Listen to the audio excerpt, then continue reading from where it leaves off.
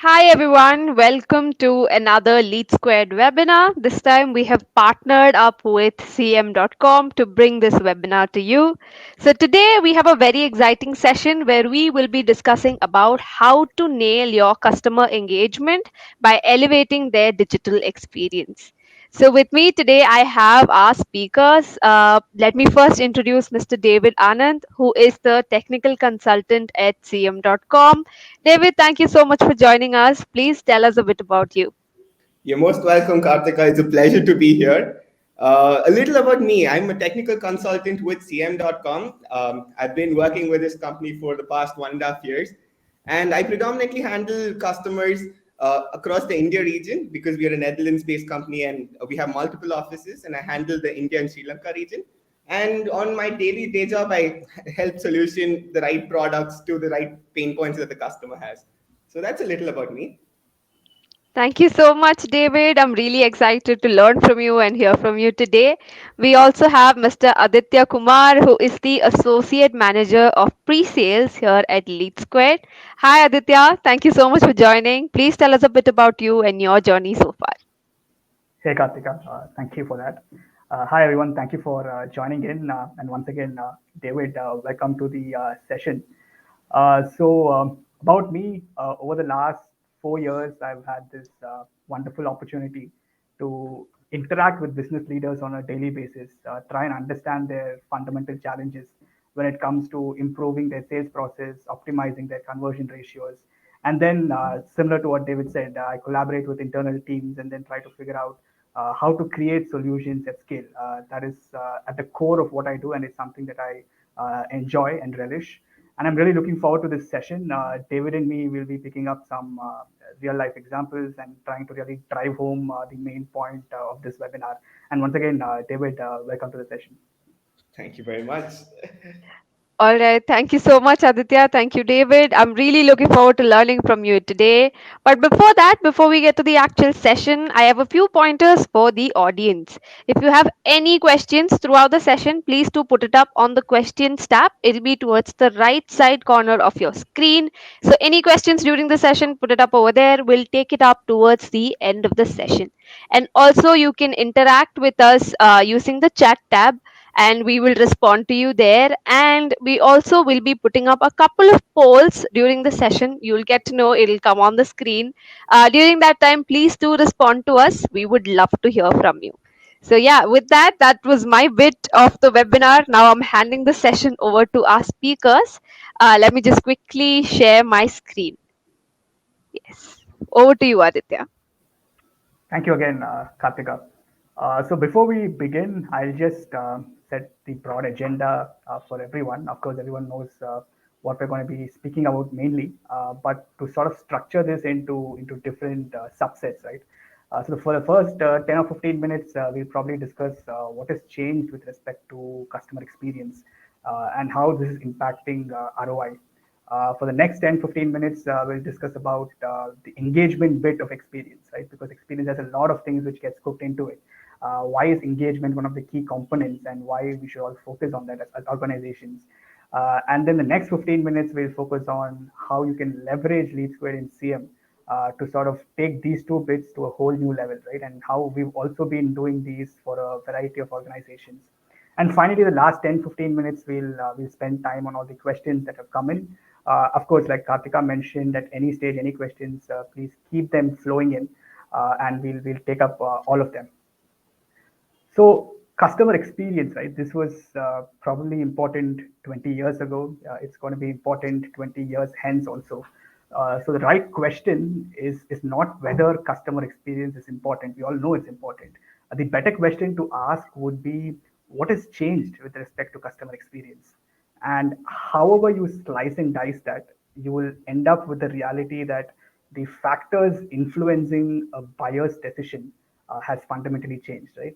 These buyers can be across any industries. It can be a student buying a course. It can be a patient availing a service. It can be a client getting insurance or a loan, right? What they look for is no longer just the price. To take an example, as recent as last week, I read in the newspaper that one of the biggest private banks in India is going to minimize the number of branches that they're going to open. While this might seem like a normal news, this is actually a huge statement coming from a lender, because lenders are typically judged based on how many physical touch points they have in the country, right? And when such a large bank makes a statement, you really have to peel the layers of that onion, because they've realized that greater than 80% of their transactions, of the customer interactions, has nothing to do with the branch itself, right? So they've gone ahead and decided to invest in a digital experience, which is what their customers want, instead of a physical experience, which is sort of on the wane. So these kind of initiatives tells your customer, right? The example here was a lender. It can be across industries. These sort of initiatives really tell your customer that you care about them, you care about what they want, you care about how they associate your product, your brand. And this is at a fundamental level how you attract, convert, and most importantly, retain these customers. David, I'm sure you have some interesting points to share on this also. Have you observed something similar with respect to how customer experience has evolved over the years? Definitely, definitely. And I resonate with the example that you brought, right? Like the example of a lender changing their entire strategy in terms of opening new offices to making it completely digital. I think that even works in the jewelry sector, which surprised me a lot as well, because jewelry is very traditional, right? The transaction of businesses is quite traditional, and everybody wants to see and feel the product and then make a decision for buying. And what happened in recent times is that due to the advent of COVID and the entire digitalization, the jewelry as a segment as well, which was completely traditional, moved completely digital as well, where they thought about, hey, let's expand the digital footprint, because the digital footprint is unlimited, right? Like you can engage with your customers on different channels. You can be there when they want you to be. So improving their stores, like in terms of even making that decision, not just with lenders, but also in the jewelry sector, is something that I experienced as early as this year, and this has been changing a lot. And it defines why it really matters, right? Why does this change matter? Is because of the way in which products are sold. Every product that is present in a business, right, which a business is trying to sell, is being commoditized day in and day out, because there are thousands of businesses selling the same product.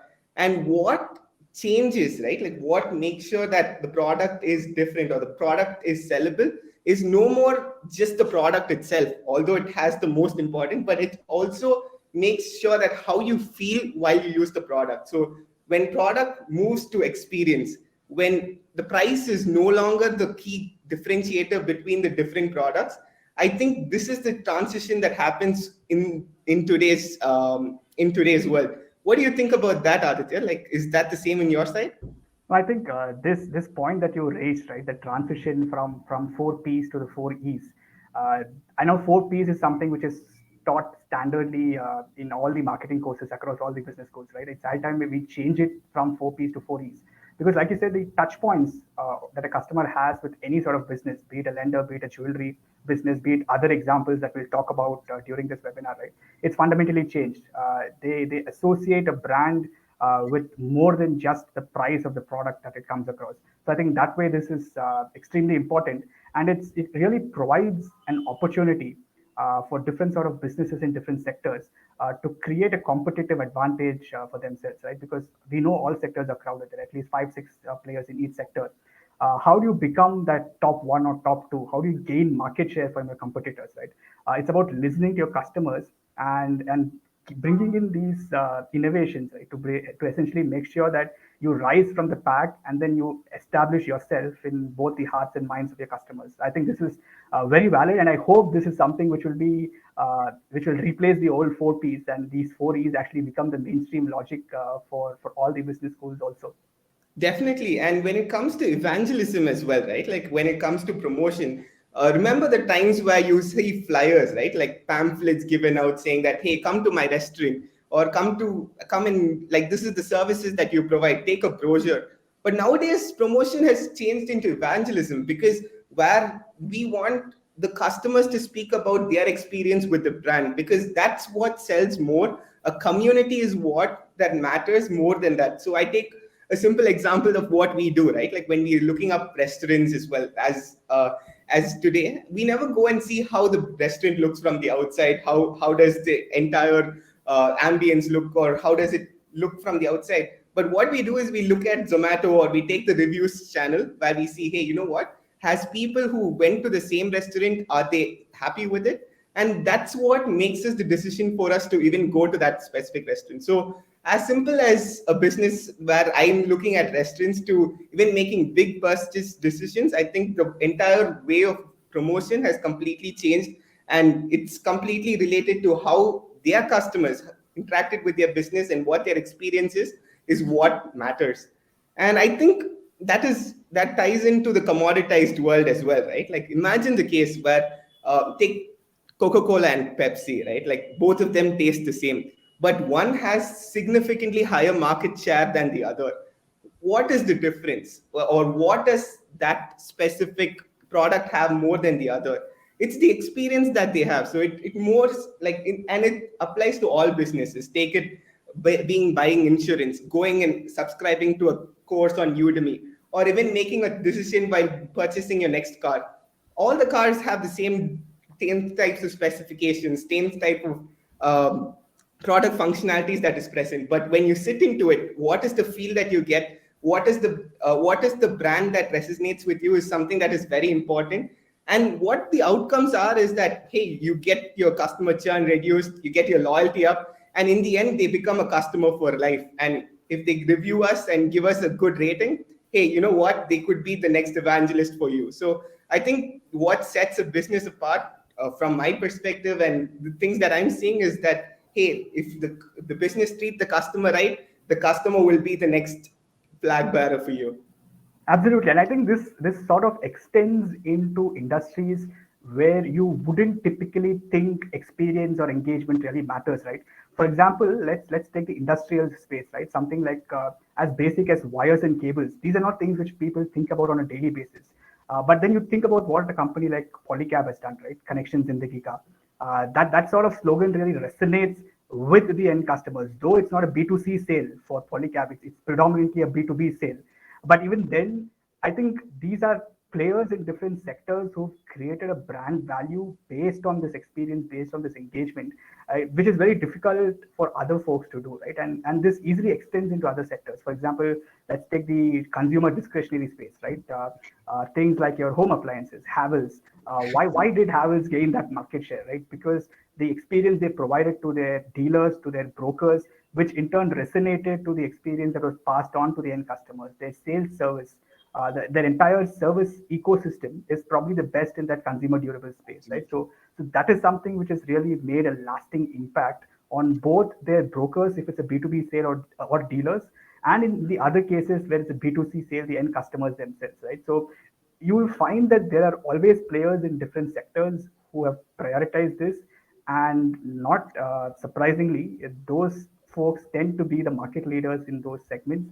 They continue to gain market share, and then that itself becomes a huge competitive advantage for them. And what you've elucidated, right, in terms of how that reduces churn and actually improves brand loyalty, I think those are the byproducts of these decisions that organizations take.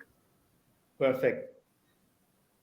I think at that with that note, right, we'll probably take a pause for a quick few seconds. This is probably a good time to engage with our audience also. We have a few very interesting polls coming up. The first of which will come up now. Kartika will probably help with that. It should come on your screens. We'll probably take a pause for like 10-15 seconds just for all of you to answer this. We will have some very interesting questions coming up, and probably towards the end, we can review some of these results also.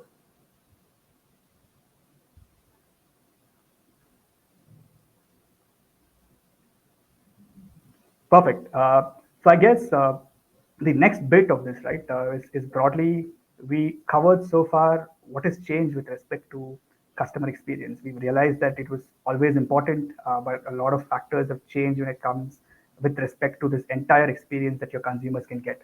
One important aspect of this is engagement. There are a lot of factors which can go into experience, but without proper customized engagement, this entire it's like a pack of cards, right? If you pull this out, nothing else stays on top of it. So personalized or customized engagement with your consumers is an absolute must if you want to build rapport. This can be a student buying a course, like we discussed. It can be for healthcare, right? For patients availing a service, what are the next steps that he needs to take? What is the turnaround time for a diagnostic report that he gets, right? So if you can automate these touch points, it becomes easier for these customers to interact with you. And maybe let me take another example here, and I'll try to summarize this entire slide using this example, right? Earlier we talked about lenders. Now let's probably take insurance. To this date, across the world, insurance is a push product. Nobody wakes up in the morning and voluntarily thinks about buying an insurance. So in that case, while a lot of folks might look at this as a problem, this is actually an opportunity for smarter players. So if I want to buy insurance, let's say I want to buy health insurance for myself, if the insurance company can give me an experience where from my home I can log in, view their products, understand what each product is, fill my entire policy application form, which tends to be extremely comprehensive, put in some additional comments for whatever riders I need to take on top of the insurance. And if I can do all of this from the comfort of my couch, that itself is a huge differentiation. And on top of that, if you can identify what are the touch points which you will need to help me complete that application, that's going to be the icing on the cake. Because policy applications are 5 steps, 6 steps, 7 steps long, and I'm not going to fill that in one sitting, right? So after 2 steps, if you can know that I'll drop off here, and then you send me a message saying, hi Aditya, I know you've put in a lot of effort, and you can come back anytime. You'll have all your details pre-filled. Here is the link, right? That's a very neat way to engage with me, telling me that you've not forgotten about me and you probably want me to be a customer. So these type of engagement metrics coupled with the overall experience can go a huge way in improving your conversions. David, any thoughts on this? Any thoughts on how and why engagement is important or crucial to this overall experience metric? Definitely, because take it right. Like, how many of us open our emails, or how many of us go back to the same website that we were on while we are on our phones? We get easily distracted, and we don't. We are like goldfish, right? Like we see the next shiny thing, and we just move away from our screen. So, from a business perspective, that's the most scariest thing that is there. Like, imagine somebody moving away from filling the policy. And if you're right there as the business, you would want to say, hey, Aditya, you can do it. So, being open to which channel that the customer is. So, based on the demography of the people, obviously. So, imagine I'm a 30-year-old person who's looking at this insurance, and I dropped off on my second step. How cool would it be if I get a WhatsApp notification where I'm most active on and say, hey Aditya, guess what? You haven't filled your application form. Just enter these 4 details and you'd be done with it. So getting the information, not just on one specific channel, but being everywhere, attacking the customers on different sites, making sure that the brand is available to the customer's need, and make sure that anywhere they can use the same channel for all communications, I think is one of the most recent advancements that we had. And I think that is giving them the cutting edge, because the number of conversions, like you said, spiked when people started using WhatsApp. Because when WhatsApp became a trend right now, how many people love to receive our notification on Make My Trip, right? Like when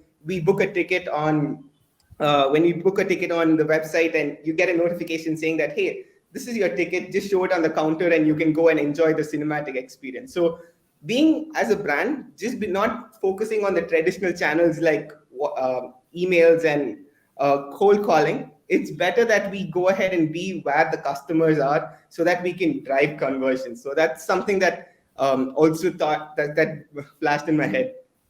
Absolutely, and while you were talking about WhatsApp, right? I think that's a key point, because whether it's WhatsApp, I know different communication channels are popular across the world, right? In Southeast Asia, it's probably Line, Viber. India predominantly it's WhatsApp, and in many parts of the country. So any of these engagement channels, if you get a hold of your customer there, it not only provides them that convenience, but it also gets them on the hook. And once you've got them on the hook, it's just a matter of how you're going to drag them into it. And the beautiful thing here is, once you get me as a customer in the health insurance example, you've Yeah. gotten me for a lifetime, right? The lifetime value of me just keeps going up, because today I came for health insurance. Tomorrow, if I want a car insurance or a travel insurance, guess what? You are the first brand that I'm going to think of, because the experience that you provided me was great last time. And if you can combine this engagement with let's say personalized nudges, which is essentially a subset of the same, a proper claim process, a proper post-sales support process, right? Because engagement is extremely crucial there also. And I know, David, you have some interesting point to share about that. If you can combine these things and just make it a holistic conversion journey, then the sky is the limit in terms of improving these conversions. And while we've been talking about pre-sales, like I mentioned earlier, David, I'm sure you have some interesting tidbits to share about why engagement and experience matters even in a post-sales kind of scenario. Would you like to share some points on that?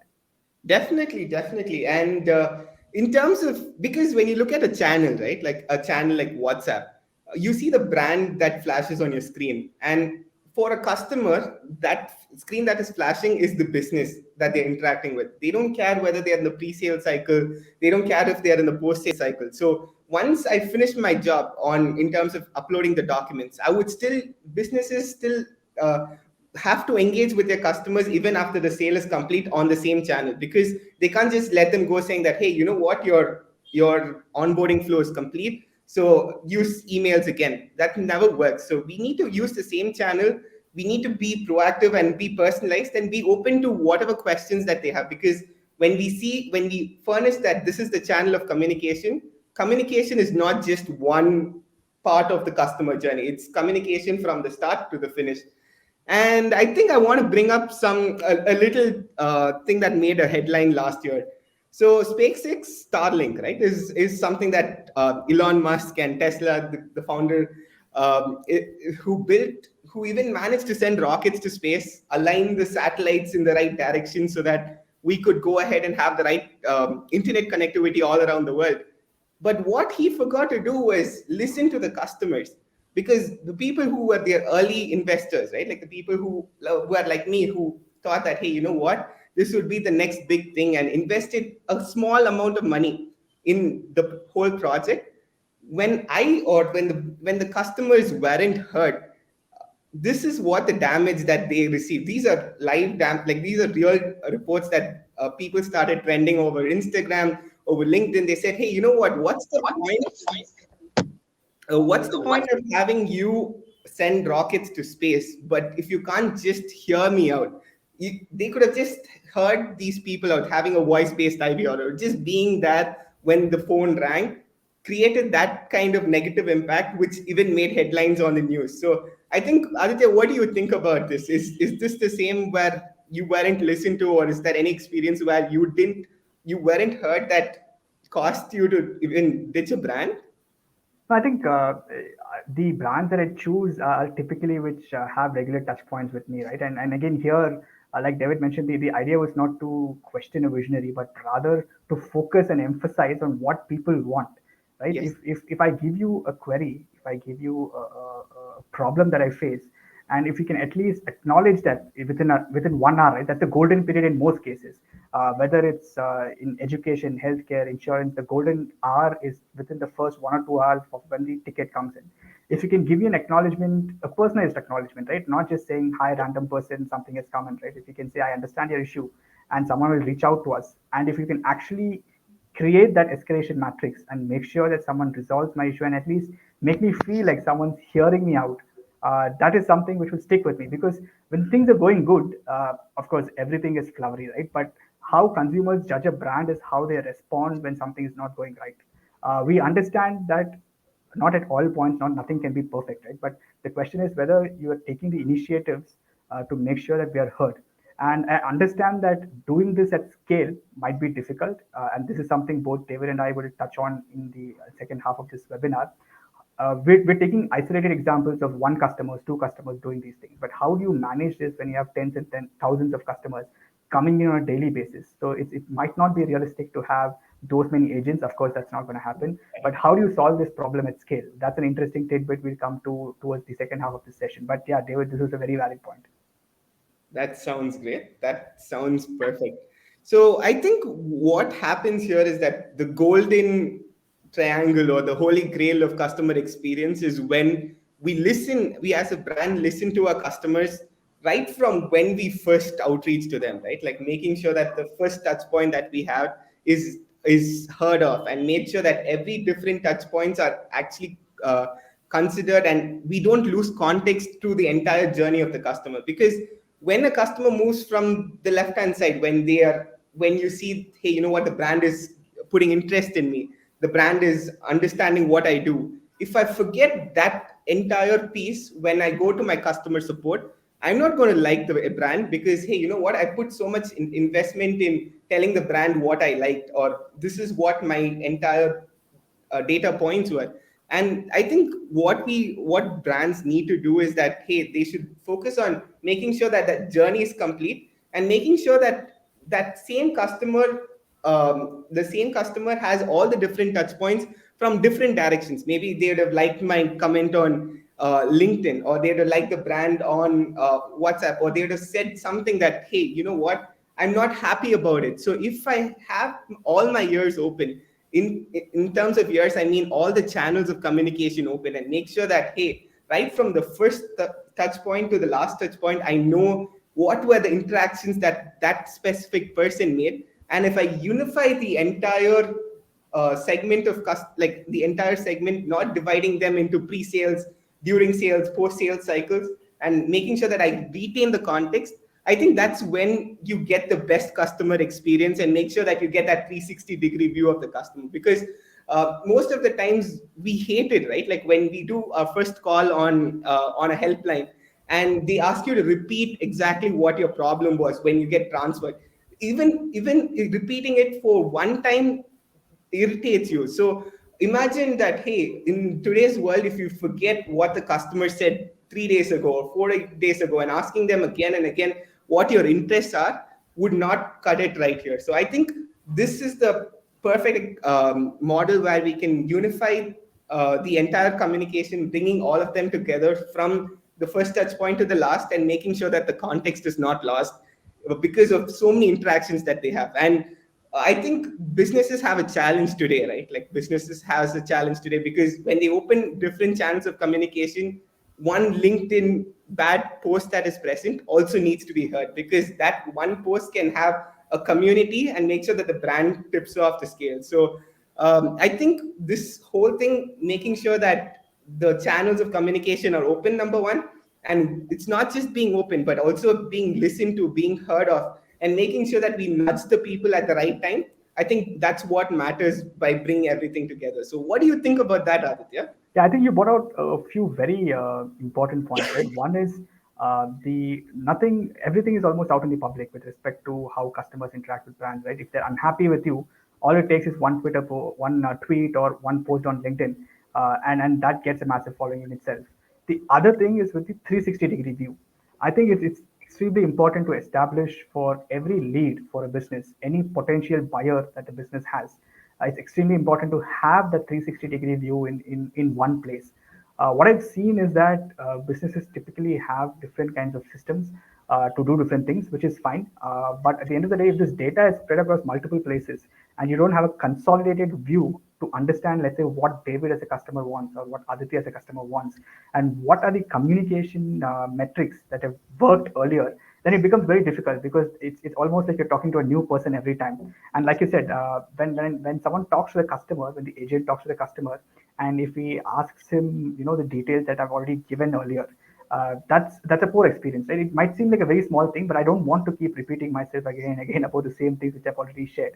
So that's a very valid point, and this is not a team level metric for the business. It's an organization level approach that has to be taken, because right from the time you capture an inquiry or capture a lead, right, across any channels, till the time they convert, and even your post sales processes, there are multiple teams in the organization which are involved at each step. So this has to be thought of in a holistic way in terms of how I can empower each agent to do more on a daily basis, and which will in turn trickle down into the end customers themselves. Because a different point of view to this would be, can I make life easier for my sales agents who are on the field, for my call center agents who are on the phone all day? If I can make them more productive without confusing what their day to day is, that itself streamlines that efficiency, which in turn will trickle into a better experience for the customer, right? So one is direct experience that I provide to the customer. This is customer facing. Second is, how do I improve internal metrics, internal processes, streamline them, automate them, which in turn the byproduct of that is that I have a better experience for the customer. I think these two are extremely important, and it has to coexist, right? It has to be leveraged jointly if you really want to make a mark. Most definitely. And in terms of the point that you made, there are different teams handling the same customer at different touch points, but making sure that the business gives the right data. Like imagine you have the profile right in front of you and you see it on your screen. I think that is the gold stand, like making sure that all the data is unified and it's in one place so that you don't have to worry about switching between multiple tabs, and you just have the customer in front of you and the entire journey right next to you. I think that makes a difference. That I think I completely agree with that. Absolutely. I think now would be a good time to take another pause and give our audience another interesting poll question. Kartika, if you could help with that, it would be great. I guess we'll again wait for 10 to 15 seconds for it to come up. So please put in your responses in here.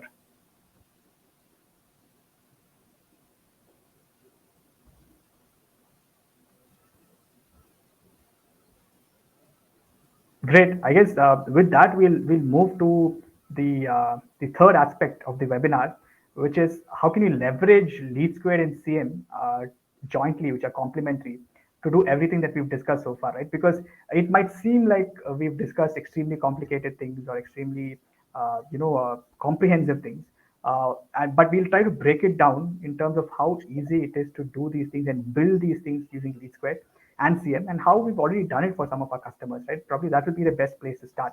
For example, before I actually get into this case study, David, let's say you want to sell your bike, right? And you want to get a good price on it. What is something that you will typically expect from the marketplace, which connects buyers and sellers? What is something that you will expect from them when you want to sell a bike to them?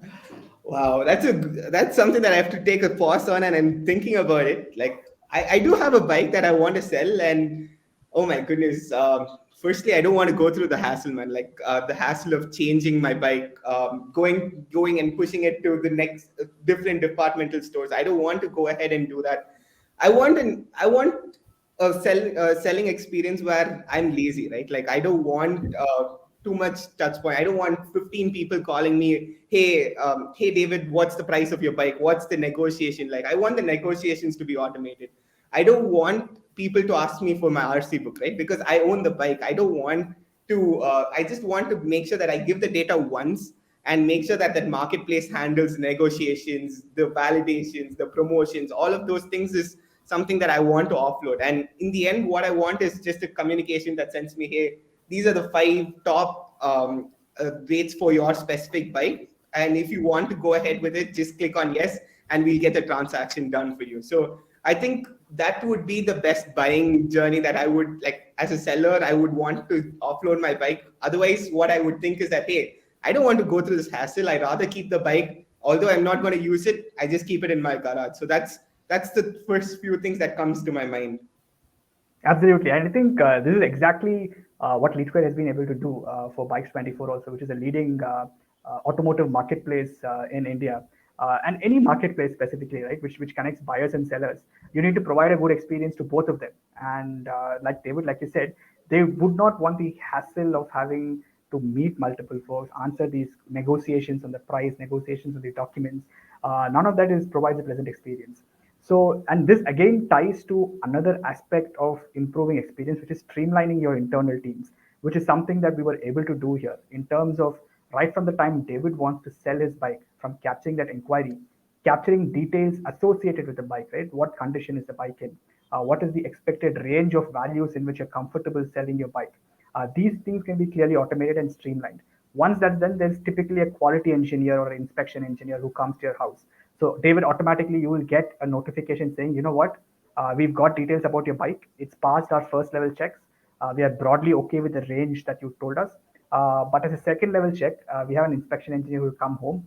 He'll take pictures of your bike, videos of your bike, make sure the condition is actually proper. And this is something which the experience you get is again sitting from your house, right? You don't have to do anything there. So we'll match the nearest agent to your house. He will come, he will take pictures, he'll again use LeadSquare on his mobile phone. And once that is done, the approvals, negotiations, he will meet with you in person. That there's that personalized touch, also face-to-face touch. He will take the final value in terms of what you're ready to sell for. And those approvals and negotiations in the backend can always be automated. And once it's done, it's a matter of moving your bike from one place to another and making sure that documents are transferred. So I think this was a very neat example in a very different sector, right? Automotive marketplace 10 years ago was nothing, but in the last 7, 8 years, it's really boomed. And now folks are increasingly looking to buying used cars, used bikes, even used luxury cars, right? Because suddenly a used luxury car becomes affordable. So how do you provide a realistic experience for them? And that is something which LeadSquared particularly has been able to do for multiple customers in this space. This was just one of those examples. And similarly, I'm sure CM has done interesting things with some of your customers too. Absolutely, absolutely, Aditya. And just like how you took, right? Like imagine what ICA Eduskills is a education company which has around 99 franchisee. And I just want you to, before I also go into my case study, I want to take a pause and ask you, Aditya, what would be, given the scale of education sector, the amount of students who want to learn, who want to book for a course, if you're going to be a salesperson handling all of these queries and lead informations that are coming in, what would actually help you reduce your effort? Because I can imagine you don't want to be stuck with 1,000 leads, right? And that's something that this specific company was stuck with. So just tell me what would make your life easier, and just I would like to hear your thoughts on that if Okay. you were a sales guy. Okay. Oh, wow. I've actually never thought of myself in sort of a B2C sales role. While I have friends who are in such roles, and I have huge respect for them because it's a very challenging role. So I think one case there could be, like you said, I have a huge number of student leads in that I work on. Right, it's B2C is usually high volume. I think one challenge that I could potentially face is when I log in every morning, and if you give me 100 student records, I wouldn't know where to start, honestly. I don't know how my friends do that. They're probably just much more skilled than I am. But for a normal person like me, you give me 100 students or 1,000 students every day, I have no clue where to start, right? And then comes the factor of each lead or each student may not be equally interested in buying the course or buying the product. So how do I know out of my 100 or 1,000 students that come in every day, who is the most likely to buy, right? Because it's the 80-20 rule. 80% of effort I want to put on the 20% of students who are most likely to convert. So if I can have a view where the data is streamlined and you can show me which students are most likely to convert, and if you can just put it in some sort of sequence, some sort of order, I think that will just give me some peace of mind in terms of how I go about my day. Absolutely, Aditya. And you put things into perspective, right? Like putting 80% of effort on that top 20% of the leads makes your day. And that's the same thing that we did with IC as well. So where during the COVID era, right, where people weren't moving, there was everything became digital in terms of promotions, in terms of campaigns, in terms of lead collection. All of this became digital. The entire lead generation was completely digital too. And what this led to was a lot of trash leads that came into the system, along that is coupled with actual live leads that were there. So what we had to do was, hey, when we looked at this business problem, we had to take a step back. We have 1,000 leads that are coming almost every half an hour, or every more than that. And what we wanted to do was filter out the trash that was present. So what we did was, whenever we knew that, hey, these were the interests, or this was the touch point that was recorded on a digital platform, we made sure that we had one single profile and made sure that we started engaging with that specific customer on different channels of communication. So they would have registered on my website saying that, hey, I'm interested in this, but are you really interested is the question that we wanted to ask. And that's what a salesperson asks, right? Like they call up, they look at the lead right within, they call up and say, hey, are you really interested with our product? Guess you click this specific button. So we wanted to automate that entire process where we configured an entire flow, which is completely conversational, and made sure that it asks the right questions, asking them, hey, where exactly are you living? Are you really interested in these courses that we offer? Because most of the time, people like to learn, especially in the education space. But does the business provide the course that needs to be that they actually provide or they actually need is a different question altogether. So what we did was we had a conversational design configured, made sure that we ask all the different questions that a salesperson would typically ask on the channel that they love. So imagine they gave the phone number. The first message that we send is on WhatsApp because hey, who doesn't open my WhatsApp messages? And you mentioned right, the golden period is that 1 hour. So we send that almost immediately, telling them that hey, you just registered for this course. Are you really interested? What are you really interested about? We'd like to know you.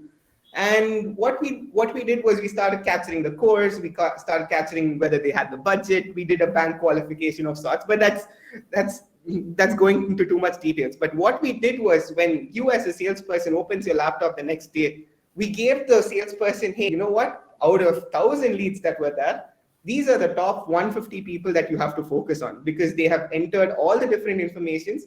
And all of this happened in whichever time that the person logged in. Like, for example, there was a person who registered at 9 o'clock in the evening, and most of the time these leads get actioned upon only on the next day. Or imagine you have like a bank holiday, or you have your own festivals that was coming in. The entire business closes.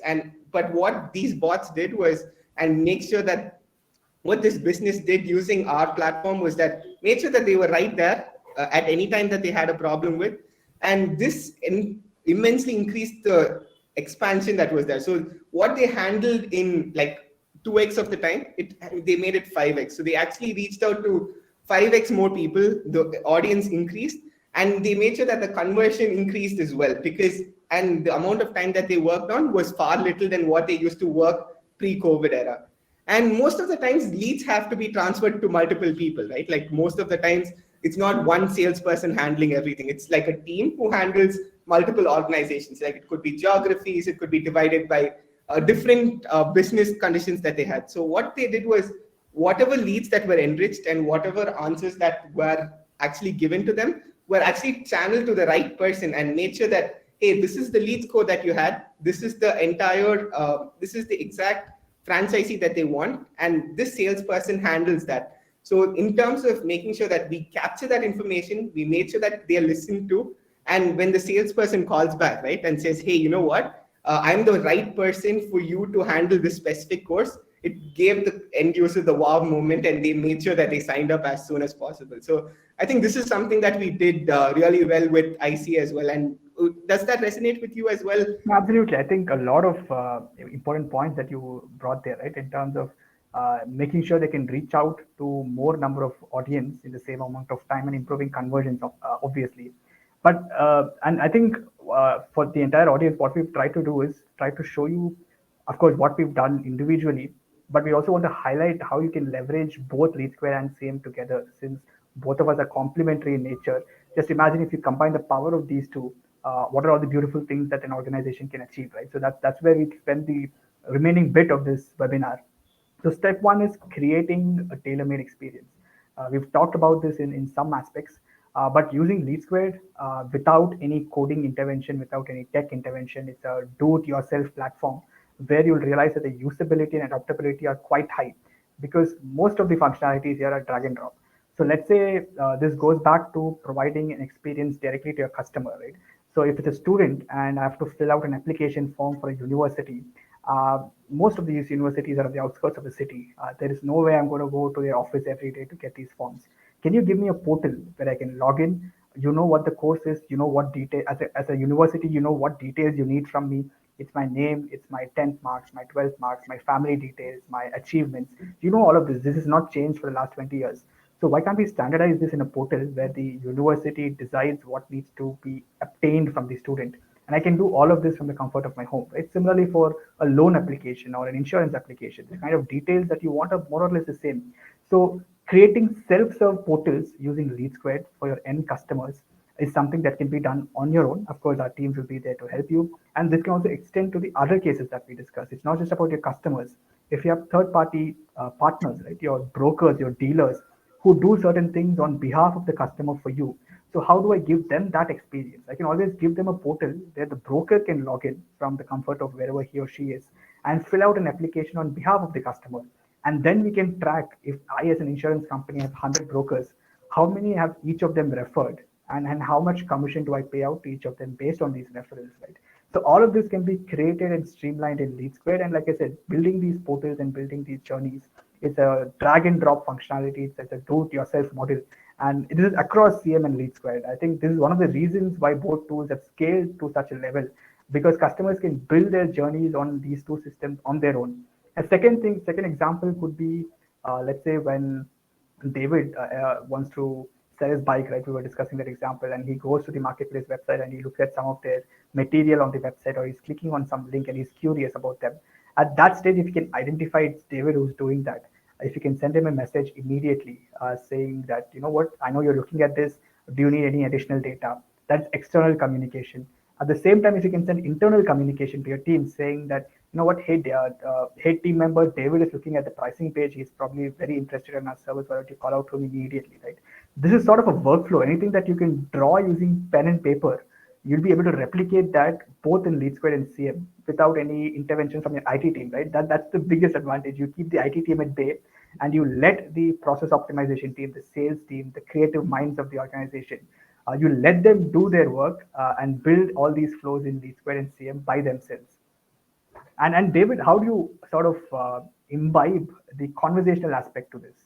Definitely, because the key to it is to be conversational, right? Why is this webinar right there? So we're having a conversation, and I think the way in which businesses focus right in today's form is the way in which they want to ask questions, and they want the customers to be creative as well, because we have creative minds, the businesses have creative minds, and their customers have creative minds. So the customers have different ways of answering. Say, hey, I want a refund, or I'd like to return my product. There are 15 different ways in which we could just formulate one specific cost. So what we do really well is that we make sure that any type of engagement that we have with our businesses is conversational in the right channel that they want, and make sure that we don't restrict the customers to a specific flow, like or not make sure that, and give the customers the freedom to ensure that, hey, whatever they have entered, we understand, and make sure that we give the right logics. And making it conversational is also making the entire experience talk to different systems that are present, because no business has just one system, right? Like, for example, take an e-commerce space. For example, they would have their entire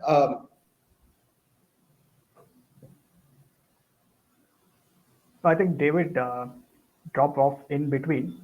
But I think while he joins, I think what David was trying to say was incorporating these communication channels, right? For example, in this situation, if I want a refund, I want to be notified of it at the right time across all my channels, because at least in one of them it will click, right? So at these steps, it's extremely important that you make sure that you identify at which step of the funnel that your customer is. It can be a lead, it can be a customer. You identify at which step of the journey they are in. Hey, David, we lost you in between. Oh, yes. I'm sorry about that. But I was listening to what you were saying, Aditya. So making it conversational, making sure that each different systems talk to each other, right? Like make sure that, hey, if there's going to be a refunds that is going to be present, there might be 4 different systems that handle the logistics. There would be a system that handles the entire billing process of it. There would be another system that handles the invoices, that make sure that the payroll is complete.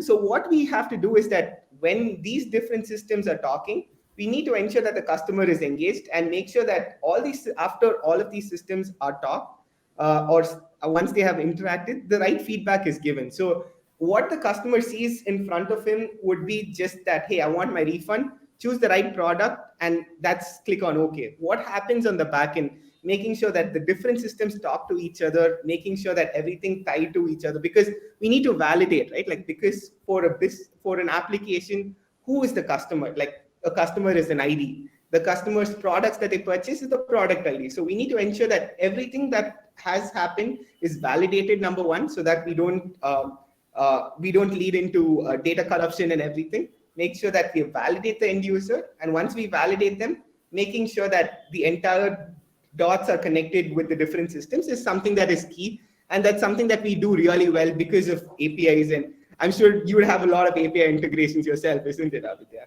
Absolutely. And just to add on to that, for all the audience members, The idea here is that you leverage a single platform, right? Because LeadSquared and CM is integrated. It's one tool which your team essentially uses, which combines LeadSquared's strengths of core sales execution, marketing automation, lead management, the CRM capabilities, and it combines all of that with CM strength of these workflows, conversational bots, and how do you build all of this together and have a single tool which takes care of all of these processes and which sort of automates all of these processes and pushes you towards that goal of having more conversions, retaining more customers, and of course, improving those metrics. The last bit of this, and I know that some of you might have thought that I would have forgotten about this, but I haven't. Earlier, we discussed it's all good and it's all nice when we discuss about one, two, three customers, right? But how do I do this at scale? The answer there, we've talked about this in some bits earlier, is automating these processes. The advantage here with LeadSquared and CM is going to be that you can create workflows. You have a journey builder.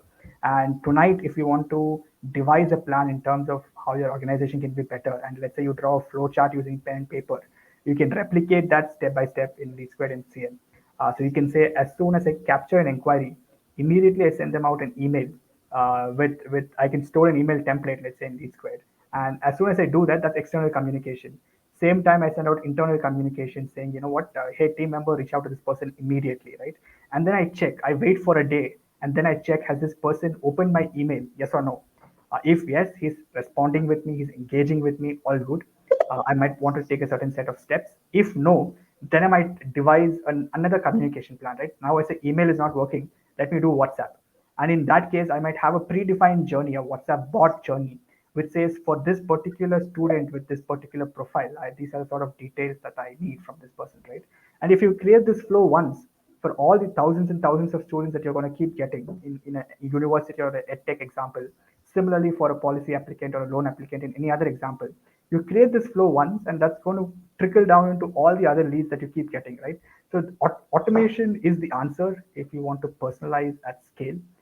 Integrating with systems is the answer if you want to reach out to your customers. And with LeadSquared and CM together, I think that's the huge value add that we bring to the table.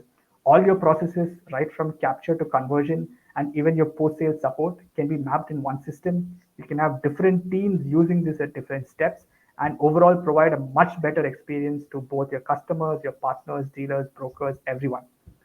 David, any final closing comments from your side before we take some of the questions?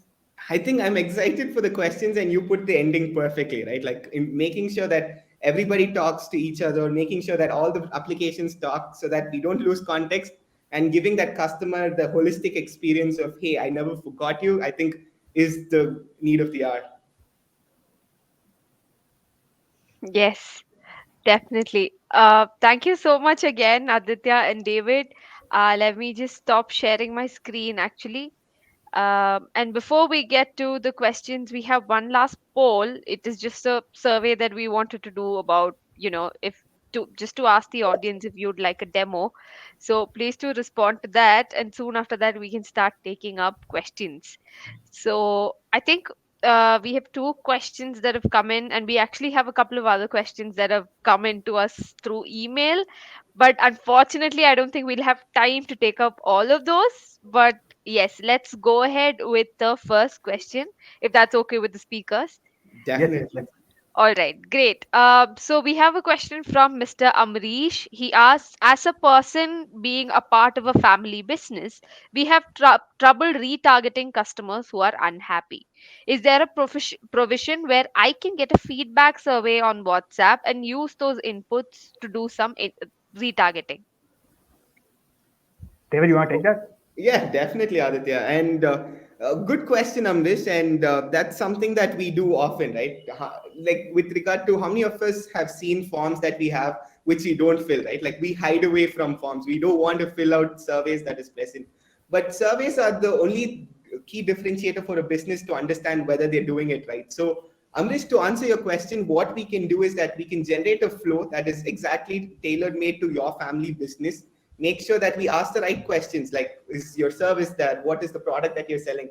Making sure that the right feedback questions are formulated. And once we do that, keep it within the application. That will be LeadSquare right here. If we pass it back, I think that's how we do it. And that's something that we can definitely do with WhatsApp right there.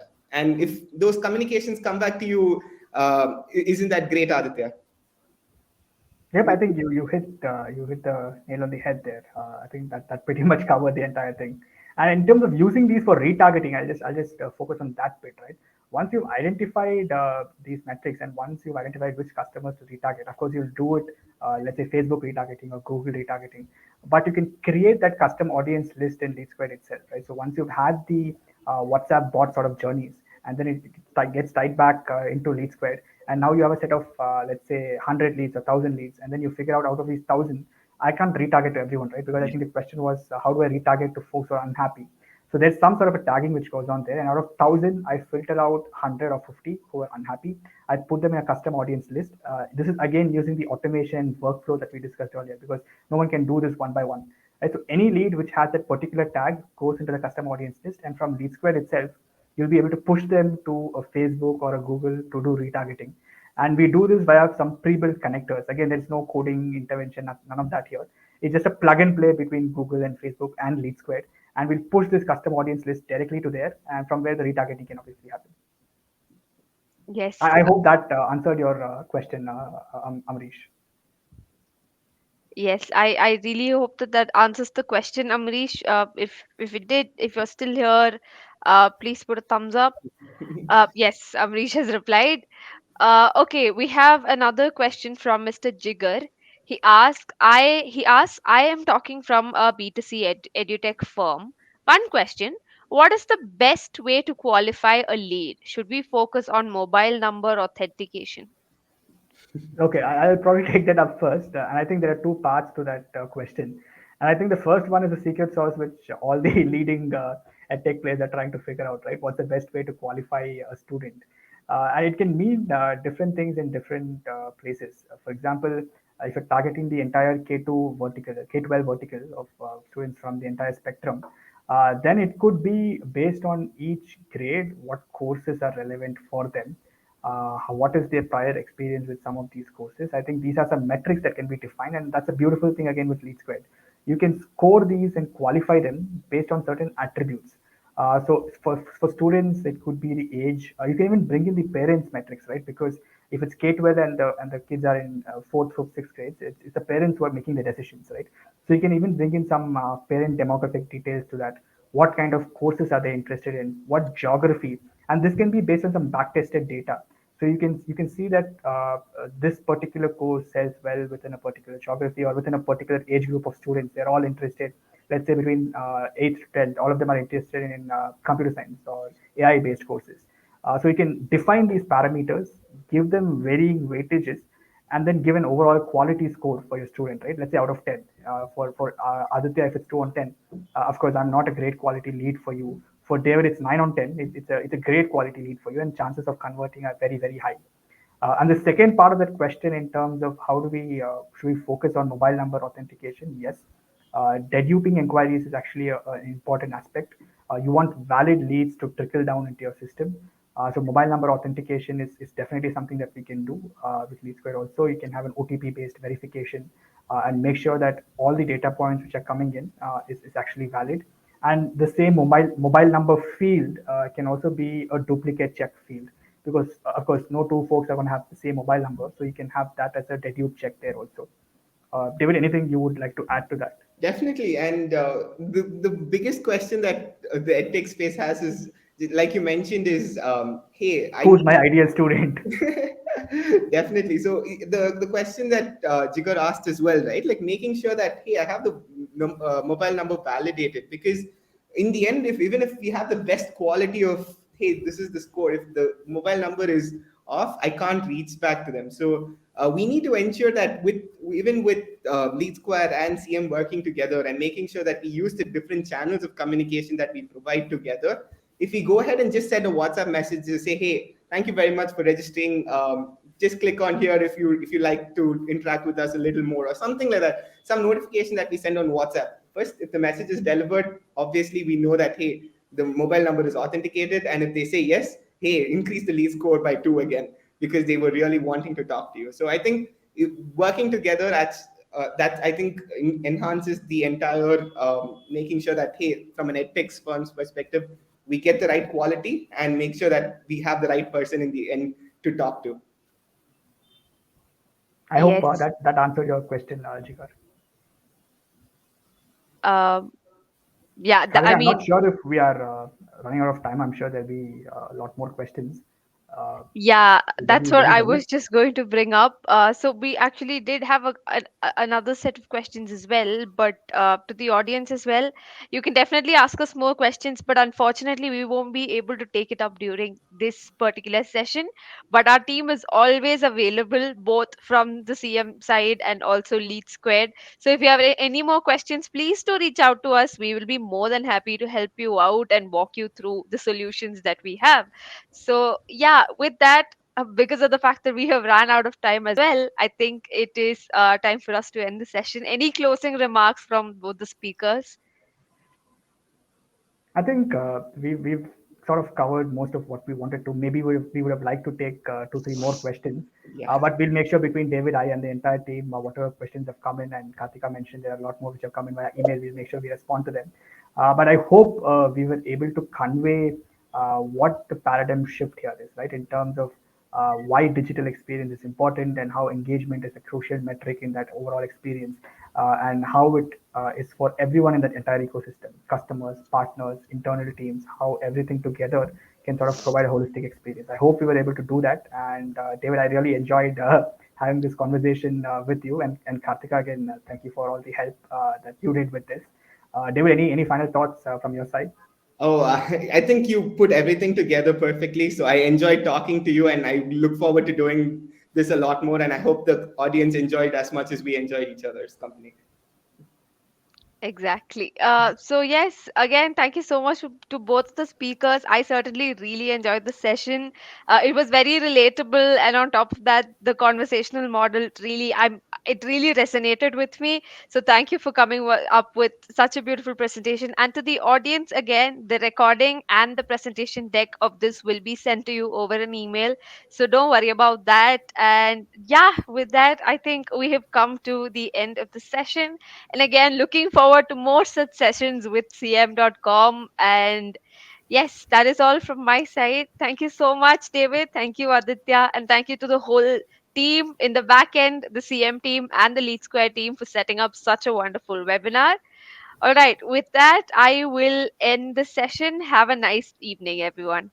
Cheers. Cheers. Have a good evening. Bye.